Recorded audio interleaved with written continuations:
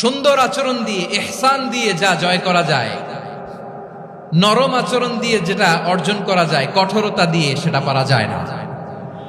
বিষ্ণু ঈসা ইসলাম ইহসান দিয়ে, কোমল আচরণ দিয়ে, তার অনুগ্রহ দিয়ে তিনি অনেক কাফিরের হৃদয়কে জয় করে ফেলেছেন। সাইয়েদনা সুমামা ইবনে উসাল রাদিয়াল্লাহু তাআলা আনহুর কথা মনে পড়ে যায়। তিনি ছিলেন ইয়ামামার বাদশা। মদিনাতে বিশ্বনবীকে হত্যা করার নিয়তে এসেছিলেন। গোপনে গোপনে বিশ্বনবীকে হত্যা করে আবার ইয়ামামাতে তিনি ফিরে যাবেন। কিন্তু কি অবাক করা কাণ্ড, হত্যা করতে পারে নাই, সাহাবাদের হাতে তিনি ধরা পড়ে গেলেন। সাইয়েদনা সুমামা ইবনে উসাল রাদিয়াল্লাহু তাআলা আনহু হত্যার নিয়তে আসলেন, কিন্তু হত্যা করতে পারলেন না। সাহাবারা ওনাকে ধরে ফেললেন, ধরে মসজিদে নববীর পিলারের মধ্যে বেঁধে রাখলেন। সুমামা ইবনে উসাল সিরাত থেকে শোনাচ্ছি রাদিয়াল্লাহু তাআলা আনহু ইয়ামামার অধিপতি ছিলেন। বিশ্বনবীকে হত্যার জন্য আসছেন, ধরা পড়ে গেছেন, এখন মসজিদে নববীতে বেঁধে রাখছে, তার মানে বন্দী। এখন স্ট্যাটাস কি? বন্দী, ক্যাপ্টিভ। তো বিষ্ণু ঈসা ইসলাম সাহাবাদেরকে বললেন, তার খোঁজ খবর নিও, সুমামা ইবনে উসালের খোঁজ খবর নিও। সাহাবার বলেন, ইয়া রাসূলুল্লাহ, আপনাকে হত্যা করতে এসেছে, তার তো কঠিন ক্যাপিটাল পানিশমেন্ট হওয়া দরকার, কঠিন শাস্তি হওয়া দরকার। বিশ্বনবী বললেন, না, আমি যেটা জানি তোমরা সেটা জানো না, তোমরা সুমামার সাথে ভালো আচরণ করো। বিশ্বনবী সুমামার কাছে গেলেন। প্রথম দিন যে তিনি কালেমার দাওয়াত দিলেন, ইমানের দাওয়াত দিলেন, ইসলামের দাওয়াত দিলেন, রিসালাতের দাওয়াত দিলেন, আখিরাতের দাওয়াত দিলেন। পরের দিন যে বিশ্বনবী সালাতের দাওয়াত দিলেন, যাকাতের দাওয়াত দিলেন, ইসলাম কি, কিভাবে, কেমন করে পালন করতে হয় চমৎকার আর্টিকুলেট করতে শুরু করলেন। তন্ময় হয়ে সুমামা ইবনে উসাল রাদিয়াল্লাহু তাআলা আনহু বিশ্বনবীর কথাগুলো শুনতে আরম্ভ করলো।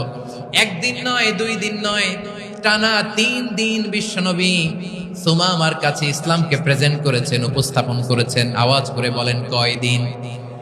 3 দিন। 3 দিন মসজিদে নববীতে বাধা। আর সাহাবীদেরকে বললেন, তার খোঁজ খবর নিও, তোমরা যে রুটি বানাও এর মধ্যে সবচেয়ে ভালো আটার রুটিটা তারে দিও, সবচেয়ে রিফাইন্ড খেজুর, যেটা পিওর খেজুর, এটা তারে দিও। আর বিশ্বনবী নিজের উট থেকে দুধ দহন করে ওনার বাড়ির এক কর্মচারীকে বলেছেন, দুধ দহন করে সুমামার জন্য নিয়ে যে। সুবহানাল্লাহ পড়বেন না? সবাই তো অবাক, ইয়ামামা থেকে আসছে নবীকে হত্যা করতে, বিশ্বনবী দেখে তারে জামাই আদর করে। 1 দিন নয়, 2 দিন নয়, টানা 3 দিন বিশ্বনবী এভাবে সুমামার কাছে যে ইসলামকে প্রেজেন্ট করতে আরম্ভ করলেন, ইসলামকে উপস্থাপন করতে শুরু করলেন। আর তাকে চমৎকার এন্টারটেইনমেন্ট, আপ্যায়ন দিতে আরম্ভ করলেন। টানা 3 দিন যখন ইসলামের দ্য বিউটিজ অফ ইসলাম, ইসলামের সুমহান বাণী, সৌন্দর্য তার কাছে উপস্থাপন শেষ, তাকে আপ্যায়ন শেষ, বিশ্বনবী বললেন সাহাবাদেরকে, যাও এবার সুমামার হাতের পায়ের রশি দুটো খুলে দাও। সাহাবারা তর্ক জুড়ে দিলেন, লা ইয়া রাসূলুল্লাহ, এমনটা করবেন না, তো ভয়ঙ্কর ভয়ঙ্কর খুনি, কি জানি কি হয়ে যায়। বিশ্বনবী বললেন, না, তার হাতে পায়ের রশিগুলো খুলে দাও। সাহাবারা বিশ্বনবীর কথা মতো তার হাতে পায়ের রশিগুলো খুলে দিল।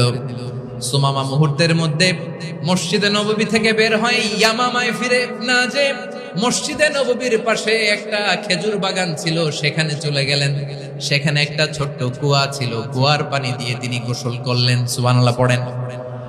কুয়ার পানি দিয়ে গোসল করে মসজিদে নববীর সামনে এসে বিশ্বনবী এবং সাহাবাদের সামনে দাঁড়িয়ে সাব্বাবা উঁচু করে বললেন, আশহাদু আল্লা ইলাহা ইল্লাল্লাহ ওয়া আশহাদু আন্না মুহাম্মাদান আবদুহু ওয়া রাসূলুহু।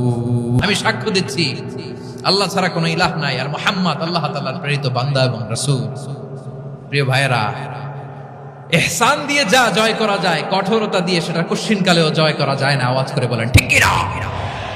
এবার সুমামা দাঁড়িয়ে বলে, ওগো নবী, আমি তো কালিমা পড়ে মুসলমান হয়ে গেলাম, এবার শোনেন, এই মুহূর্তের আগে আপনার চেহারার চাইতে নিকৃষ্ট কোনো চেহারা আমার কাছে ছিল না, কিন্তু শাহাদা পাঠ করার পরে আপনার চেহারার চাইতে উত্তম শ্রেষ্ঠ কোনো চেহারা আমার কাছে আর নাই।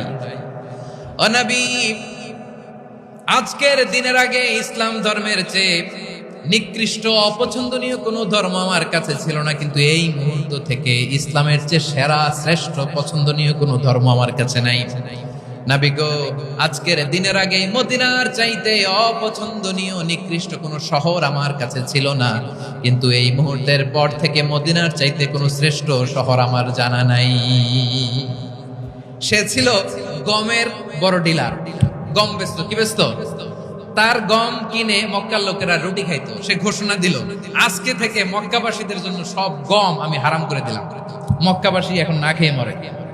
সুবহানাল্লাহ পড়বেন না? মক্কাবাসী বিশ্বনবীর কাছে আসলেন, এসে বললেন, মুহাম্মদ, আমরা তো তোমার ভাই, তোমার চাচা, তোমার ভাতিজা, তোমার আত্মীয়, তুমি সুমামারে বলো সে যেন আবার গমের সাপ্লাই মক্কার জন্য অনুমতি দিয়ে দেয়। বিশ্বনবীর অনুমতি ক্রমে সুমামা আবার মক্কাতে গম পাঠাতে শুরু করলো। পড়েন সুবহানাল্লাহ। ইহসান, ইহসান দিয়ে আপনি যেটা জয় করতে পারবেন, you can win the heart of your enemies.